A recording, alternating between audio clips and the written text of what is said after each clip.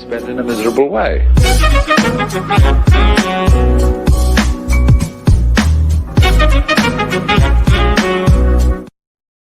U.S. News: Hillary Clinton tells friends she's leaving 2020 door open. Politics.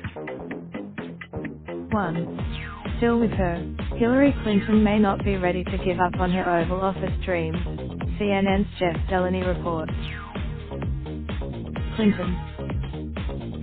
Still, Delaney said. Most. 2. Taking on big tech companies like Amazon, Facebook, and Google have never been more powerful and are likely to face growing scrutiny this year both on Capitol Hill and the presidential campaign trail.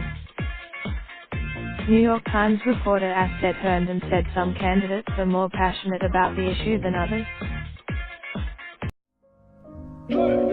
Raindrop, drop top, smoking, no cooking the hot pot. Fucking on your bitch, yeah, that. Looking up.